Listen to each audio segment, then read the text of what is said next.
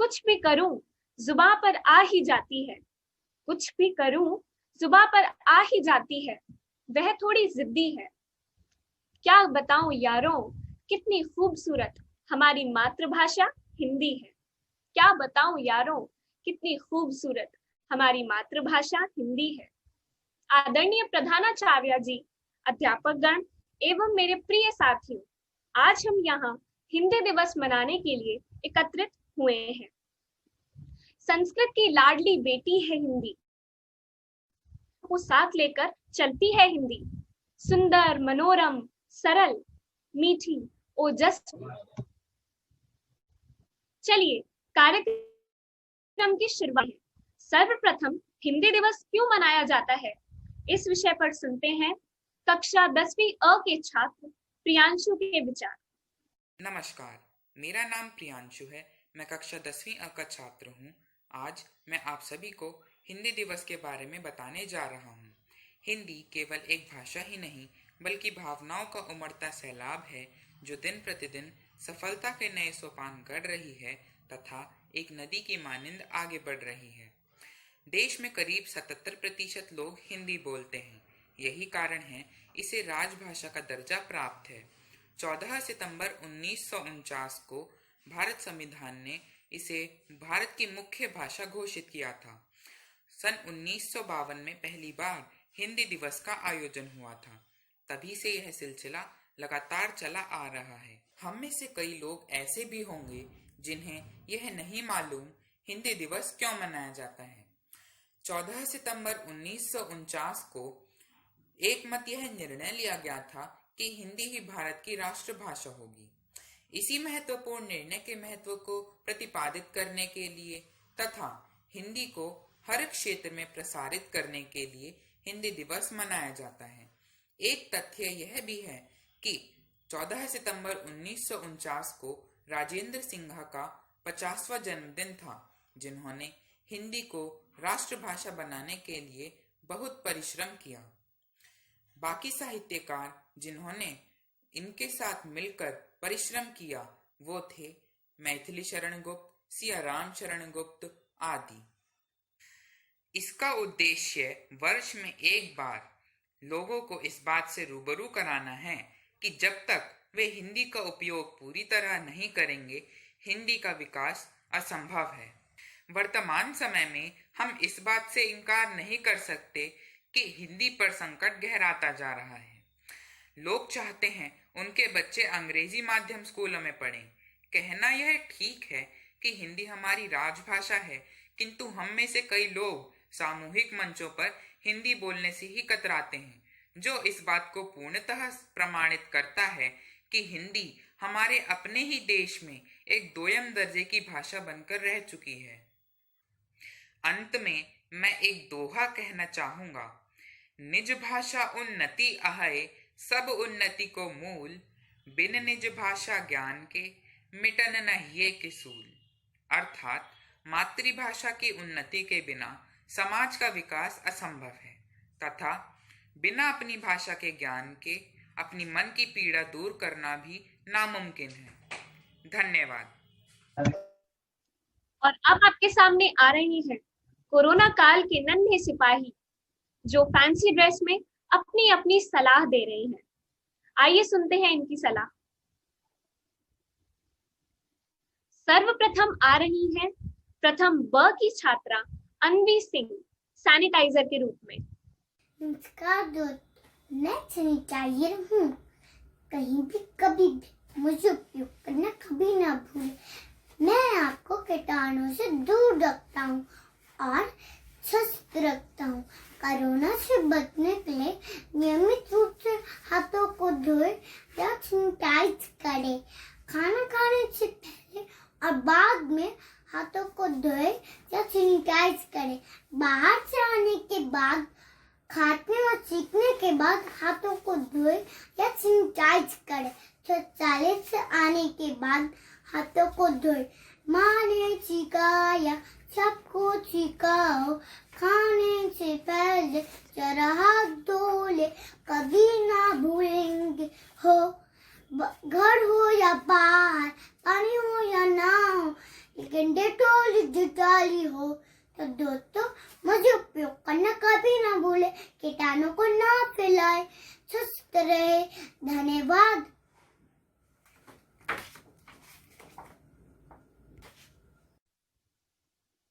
अब आ रहे हैं कक्षा प्रथम ड के छात्र तुलिप भसीन डॉक्टर के रूप में।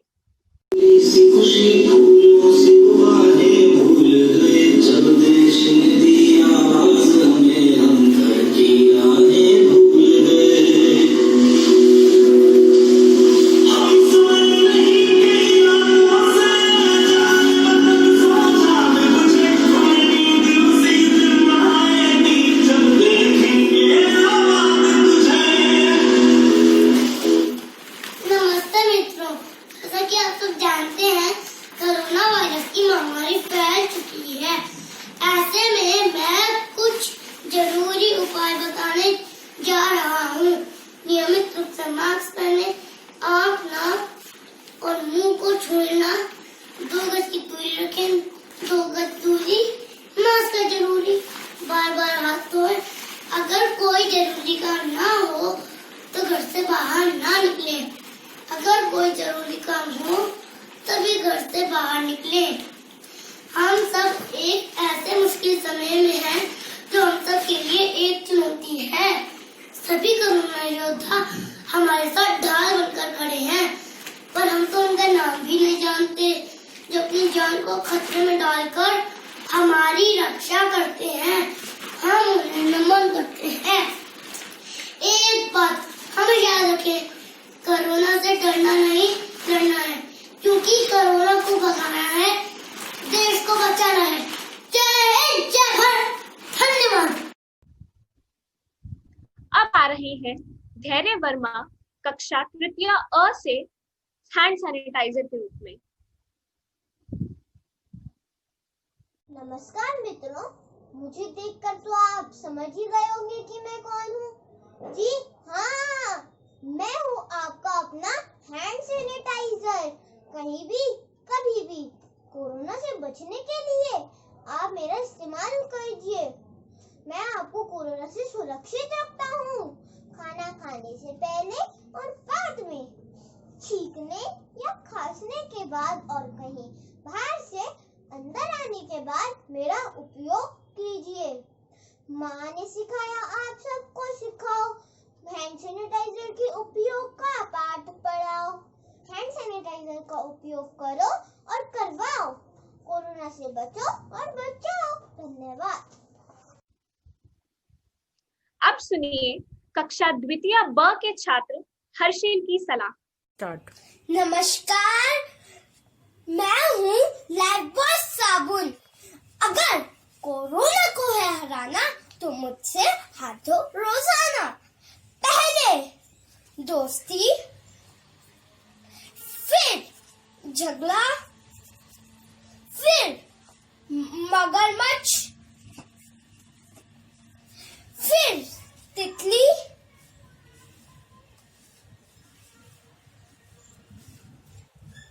फिर चाबी घुमाओ, फिर गुनगुने पानी से धो लो। धन्यवाद। अब सुनिए श्रेया कक्षा द्वितीय अ की छात्रा को।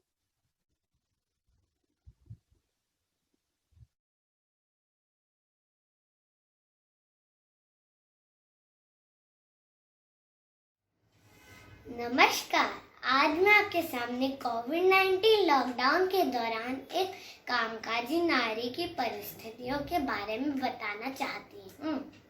जहाँ एक तरफ मैं परिवार के रिश्तों की उम्मीद हूँ, वहीं दूसरी ओर मैं सैकड़ों परिवारों की आस हूँ।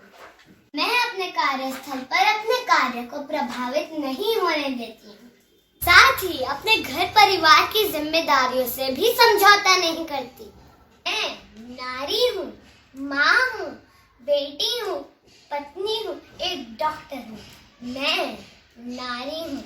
कुछ कहते हैं मैं ब्रह्मांड हूँ, कुछ मुझे शक्ति कहते हैं, कुछ जननी कहते हैं तो कुछ निस्वार्थ। अब मैं आपके सामने इस विषय पर कुछ पंक्तियां प्रस्तुत करना चाहती हूँ। संभाल लेती है वो इतने किरदार कैसे, ममता की छाया वो बने शक्ति अवतार कैसे, कोरोना की जंग हो या परिवार के नाजुक रिश्ते, हिम्मत से संभालेगी सबको नारी ईश्वर का चमत्कार जैसे।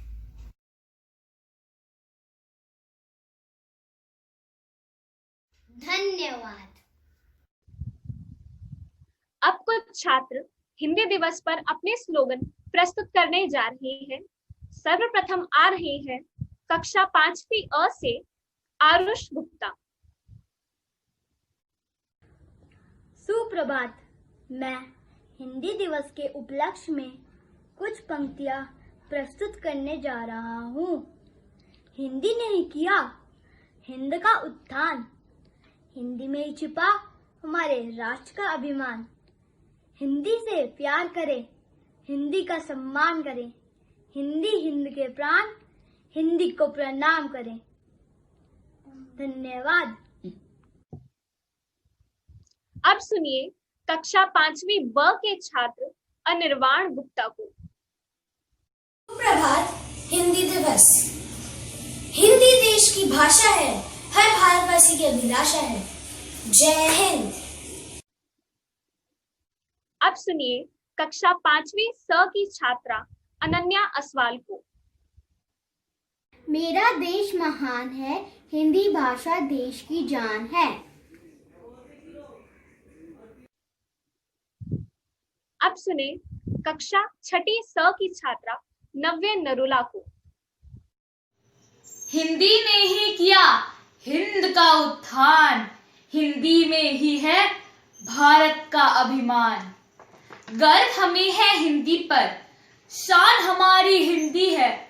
कहते सुनते हैं हिंदी हम, पहचान हमारी हिंदी है। जय हिंद, जय भारत। धन्यवाद। चलिए अब सुनते हैं सेजल कुमार कक्षा 7वीं ब की छात्रा से एक कविता जो हिंदी दिवस पर आधारित है और जिसका शीर्षक है हिंदी की अभिलाषा।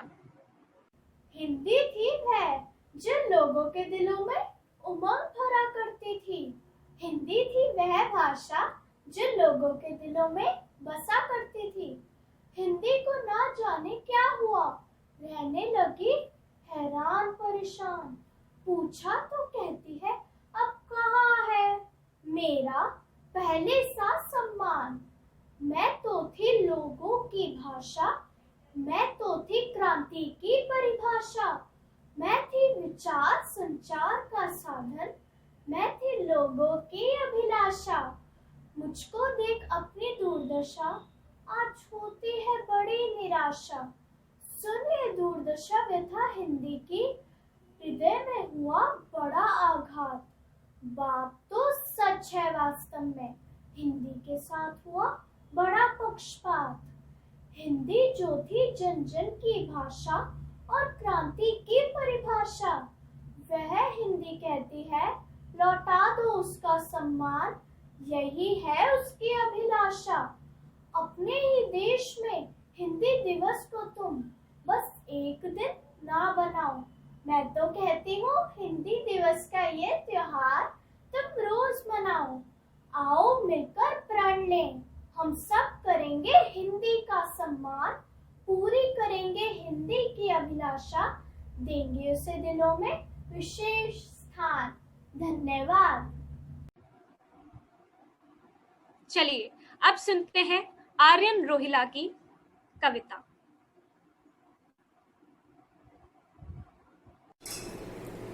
सुप्रभात। मेरी कविता का शीर्षक है हिंदी हमारी मातृभाषा।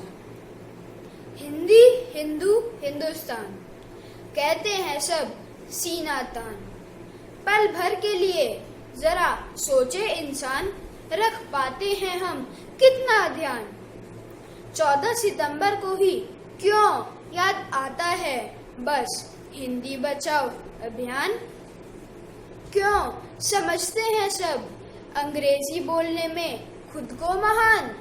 भूल गए इसी अंग्रेजी ने बनाया था हमें वर्षों पहले गुलाम।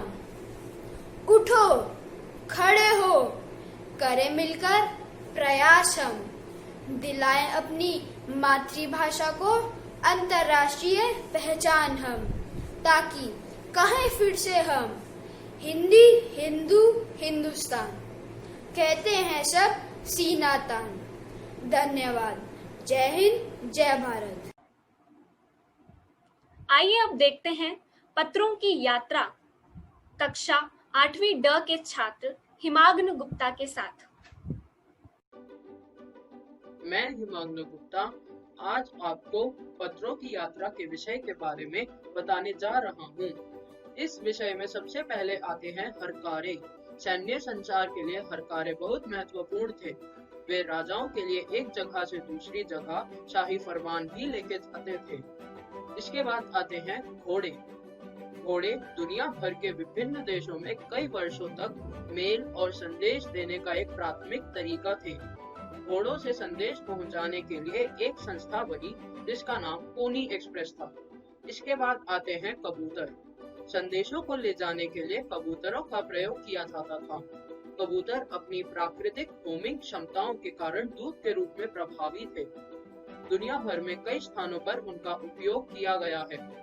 कबूतरों का इस्तेमाल सैन्य स्थितियों में भी बहुत प्रभाव के लिए किया गया है। इसके बाद आते हैं तार। एक विद्युत तार एक बिंदु से बिंदु पाठ संदेश प्रणाली था जिसका उपयोग 1840 से बेहतर प्रणालियों के व्यापक होने तक किया गया था। यह पहली विद्युत दूर संचार प्रणाली थी। एक विद्युत टेलीग्राफ में तारों से जुड़े 2 या अधिक भौगोलिक रूप से पृथक स्टेशन शामिल थे। भेजने वाले स्टेशन पर एक ऑपरेटर टेलीग्राफ कुंजी नामक एक स्विच पर टैप करता था जो मोर्स कोड में पाठ संदेशों को वर्तनी देता था। इसके बाद आता है डाक व्यवस्था। इंडिया पोस्ट भारत में सरकार द्वारा संचालित डाक प्रणाली है। यह दुनिया में सबसे व्यापक रूप से वितरित डाक प्रणाली है। यह 1854 में लॉर्ड डलहौजी द्वारा स्थापित किया गया था, जिन्होंने आधुनिक भारतीय डाक सेवा की नींव रखी थी। यह डाक पहुंचाने, मनी ऑर्डर द्वारा धन भेजने, डाक जीवन बीमा आदि सेवाएं प्रदान करने में शामिल हैं। पहले हम पत्र पर एक डाक टिकट लगाते हैं और फिर उसे लेटर बॉक्स में डालते हैं। डाकिया तब पत्र एकत्र करता है और डाक घर में ले जाता है। वर्णों को उनके आकार और पते के अनुसार अलग किया जाता है। फिर इसे निकटतम डाकघर में भेजा जाता है, जहां डाकिया इसे प्राप्तकर्ता के पास ले जाता है। इसके बाद आता है टेलीफोन। पहला टेलीफोन 1876 में अलेक्जेंडर ग्राहम बेल द्वारा आविष्कार किया गया था। एक लैंडलाइन टेलीफोन एक फोन है जो ट्रांसमिशन के लिए एक धातु के तार या ऑप्टिकल फाइबर टेलीफोन लाइन का उपयोग करता है। इसके बाद आता है पेजर। पहला पेजर सिस्टम 1949 में एल्फ्रेड जे क्रॉस द्वारा पेटेंट कराया गया था। यह एक वायरलेस दूरसंचार उपकरण है जो अल्फा न्यूमेरिक या वॉइस संदेशों को प्राप्त करता है और प्रदर्शित करता है। इसके बाद आते हैं फैक्स। फैक्स स्कैन की गई मुद्रित सामग्री का टेलीफोनिक ट्रांसमिशन है जो सामान्य रूप से एक प्रिंटर या अन्य आउटपुट डिवाइस से जुड़े टेलीफोन नंबर पर होता है। इसका आविष्कार 1843 में अलेक्जेंडर बैन ने किया था। इसके बाद आते हैं ईमेल। ईमेल का आविष्कार 1971 में रे टॉमलिंसन द्वारा किया गया था। ईमेल कंप्यूटर नेटवर्क पर काम करता है, मुख्य रूप से इंटरनेट पर। ईमेल सर्वर संदेशों को स्वीकार, अग्रेषित, वितरित और संग्रहित करते हैं। न तो उपयोगकर्ताओं और न ही प्राप्तकर्ताओं को एक साथ ऑनलाइन होना आवश्यक है। उन्हें संदेश भेजने या प्राप्त करने या डाउनलोड करने के लिए आमतौर पर मेल सर्वर या वेब मेल इंटरफेस से कनेक्ट करने की आवश्यकता होती है।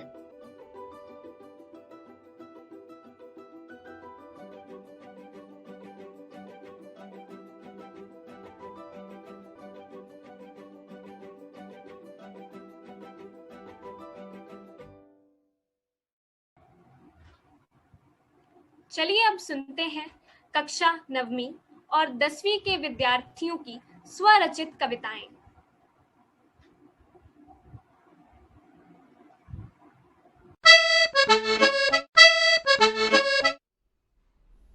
सुप्रभात। आज मैं हर्षित कक्षा 10वीं ब का छात्र अपनी स्वरचित कविता प्रस्तुत करने जा रहा हूँ। मेरी कविता का शीर्षक है चमत्कारी पावस ऋतु। काले घन सी सुंदर चादर से ढका है अंबर विशाल, इस अपार मेघ जाल ने सूर्य की उष्णता भी है छिपाई। लो चमत्कारी पावस ऋतु है आई, मुस्काती पानी की बूंदें बरस रही हैं वृक्षों पर, फल फूल खिले हैं चहुं ओर हरियाली है छाई। लो चमत्कारी पावस ऋतु है आई, चित हो गया है प्रसन्न सुन पक्षियों का कलरव, आमोदित मोर का नाच देख दिल में बहार सी है छाई। लो चमत्कारी पावस ऋतु है आई, कोयल का मधुर गीत करे हृदय को आनंदित, इंद्रधनुष की सतरंगी आभा से है कली कली मुस्काई। लो चमत्कारी पावस ऋतु है आई, मन को झरने सा शीतल करने वाली, हर्ष खुशियां लाने वाली, धरा को नव जीवन देने वाली, दिल में बन जादू सा है समाई। लो चमत्कारी पावस ऋतु है आई। धन्यवाद। नमस्कार, मैं कनिष्ठ पवार कक्षा 9वीं का छात्र आज आपके समक्ष एक कविता प्रस्तुत करने जा रहा हूँ। ज्ञानियों का ज्ञान है किताबें, ज्ञान का भंडार है किताबें, देश की उन्नति है किताबें, देश की शान है किताबें, इनमें है सारा संसार समाया, जिन्हें ये भाई उन्हें और कुछ ना भाया। मित्र हैं ये हमारी सबसे बड़ी, याद रखिए, मित्र हैं ये हमारी सबसे बड़ी, रहती सदा सुख दुख में खड़ी। अब जो मैं बताने जा रहा हूँ वह बहुत महत्वपूर्ण बात है। बड़ी बड़ी क्रांतियां जगत में यह ही लाई, बड़ी बड़ी क्रांतियां जगत में यह ही लाई, संसार को बदलने में इन्होंने अग्रणी भूमिका निभाई। घर घर में बसती हैं किताबें, अलमारी के कोने में रहती हैं किताबें, ना कुछ मांगती हैं किताबें, फिर भी ज्ञान का पाठ पढ़ाती हैं किताबें। जो किताबों के महत्व को समझ पाया है वह देश दुनिया में उन्नति कर पाया है।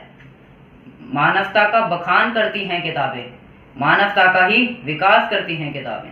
आशा करता हूँ आप सभी को मेरी कविता पसंद आई हो। सुप्रभात, मेरा नाम है अंशिका और आज मैं आप सभी के समक्ष अपनी एक स्वरचित हास्य कविता प्रस्तुत करने जा रही हूँ, जिसका शीर्षक है पेटनामा। समय की तरह बढ़ता रहे वह है पेट, जीभ के सारे जुल्म सहे वह है पेट। अरे खाती तो जीभ है लेकिन पचाना तो बेचारे पेट को पड़ता है ना।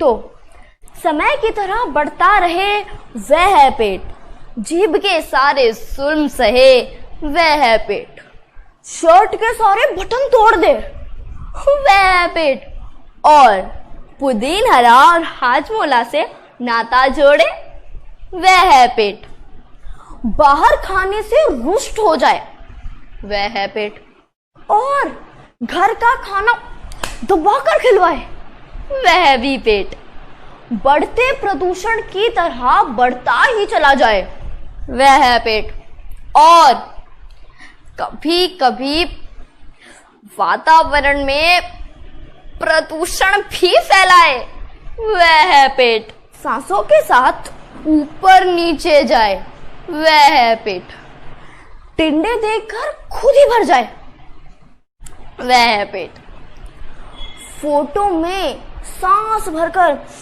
अंदर कर लिया जाए वह है पेट, और समाज में सबसे बड़ी टेंशन कहलाए वह है पेट, दोस्तों से मजाक मनवाए वह है पेट, और शीशे के बिना पैर दिख ना पाए कारण है पेट, झुककर मोजे पहन न पाए मोटा पेट आड़े आ जाए, दिल की बीमारियों को न्योता दे वह है पेट, जिसका बढ़ना कभी न रुके, आखिर वही तो है पेट।